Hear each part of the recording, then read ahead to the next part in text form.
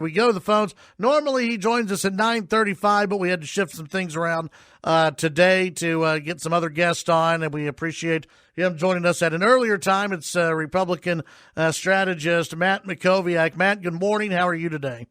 I'm doing great, Chad. Good morning. How you doing? Doing fantastic. Appreciate you taking some time. I guess we should start with the impeachment trial of President Trump. This is, to me, this is a show trial. This is theater in that we're really not going to learn very much, and we already know the results of what's going to happen. Is that pretty much how you feel about all of this? Yeah, I mean, this is going to be theater, and it's going to last a couple weeks, and the Dems are going to be heavy on emotion. And look, it was a traumatic event on January 6th. I don't think we should pretend it wasn't. 5 people died. Another police officer died, like death by suicide. You have 1,000 people that breached the Capitol for the first time in 200 years. You had more than 100 of whom had weapons on them. This was a serious event, but it is fundamentally unserious to try to impeach a president who's no longer in office. I guess they have already impeached him. Now they're just trying to, convict him. So, the Dems like to talk about, quote unquote, holding people accountable. I think we have to start by saying the former president has already paid a pretty significant price. If you look at everything that's happened, how this affects his image and his legacy, the legal issues he's going to be dealing with, so in so many ways. And ultimately, prosecutors have to decide whether the legal threshold of incitement was met. And from my standpoint, I don't think it was. And his lawyers are going to argue that this event was planned long before he spoke about it. So, we'll see what facts come forward. I think you're going to see 3, maybe 4 Republicans vote to convict at the end of the day. Nowhere near the 17 you would need to convict him. And really, I think the Dems are doing this to try to prevent him from running for office again. Apparently, if they convict him, they can then pass on a majority vote, barring him from running from public office, removing his pension and his budget for travel as a former president and things like that. It's really a punitive step. It's not a step that's really meant to do anything else but punish Donald Trump, and of course their hatred for him continues unabated. Yeah. Taking how long do we expect this impeachment trial to last? And are they going to be, normally during an impeachment trial, the Senate's not doing anything else, Matt. They're locked in, and this is it. A trial is the only thing that's on their radar. Are they going to be doing, other business, or is this going to be it for a while? Yeah, I'm trying to remember where that all ended up, because I know there was some talk initially that maybe they could do legislative business in the morning and impeachment business in the afternoon. I think you're right. I think it is going to all come to an end. Which is why they've been trying to rush through some of these cabinet secretaries. I think they passed the VA secretary last night on a pretty strong bipartisan vote. But, look, this is one of the other things about this that's very puzzling. Why are they consuming 2 or 3 weeks, right in the middle of Joe Biden's first 100 days, when we're dealing with a global pandemic and economic weakness and all these other issues, to punish someone who's not even in office anymore?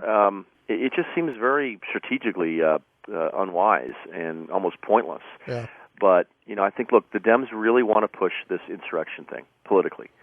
And I think they want to try to put Republican senators in a position to vote not to convict and then to use that issue against them in the critical U.S. Senate races in 2022. That's what this is about. It's about politics. It's not about righteous indignation and morality and all these other things that they're going to pretend it's about. It's all about politics. And so, if I'm Joe Biden, I would have said, look, let's wait, okay? We can do this later if we choose to.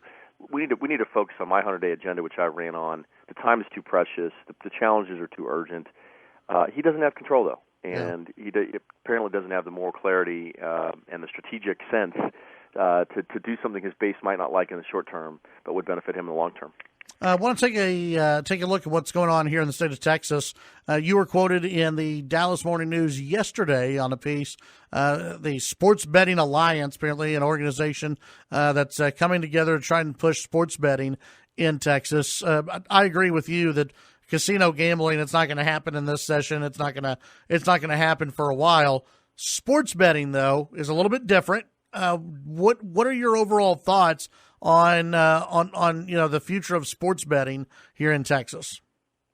Yeah, look, sports betting is going to happen over time. I think Texas is probably going to be more towards the latter half or the latter quarter of states, probably, given sort of the importance of social conservatives in our state, and given the makeup of, in particular, the Texas Senate, which is really conservative.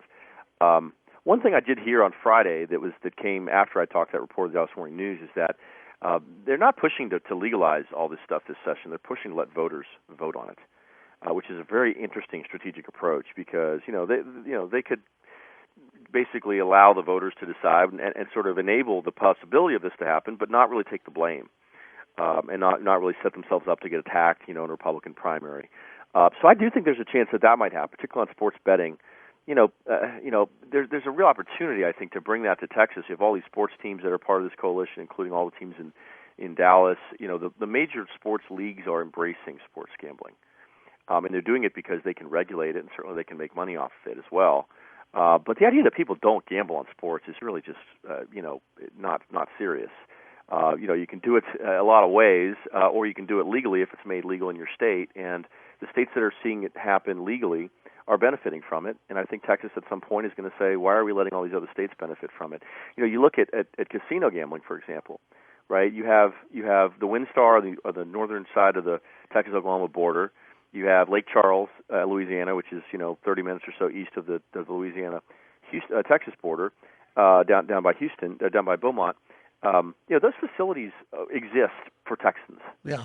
Not for Louisianans and Oklahomans, right? They're financially successful because of Texans. And I've always wondered why we don't say, okay, we're going to allow casino gambling within 25 miles of our border, right? New Mexico, Arkansas, Texas, Oklahoma, and Louisiana.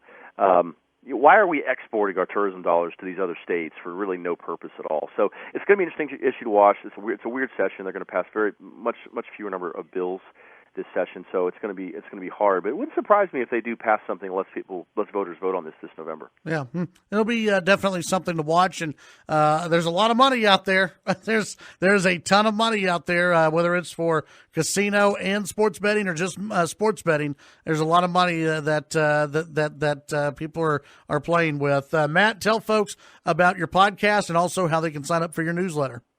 Yeah, the podcast is called Mac on Politics. We take we interview newsmakers once a week and post those episodes to iTunes, Google Play, Stitcher, and Spotify.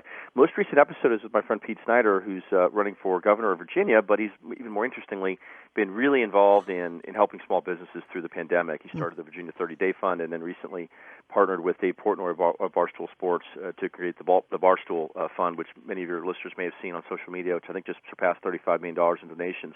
So definitely check out that episode. It's an interesting conversation. The newsletter, as you know, Chad, is called Must Read Texas. We take all the top news from around the state, put it in one clean, easy-to-read email, and deliver usually by 9 a.m. every weekday morning. More than 20,000 Texans receive the email every morning. You can sign up for a free one-week trial at mustreadtexas.com. All right. Very good, Matt. As always, appreciate your time. We'll talk to you next week.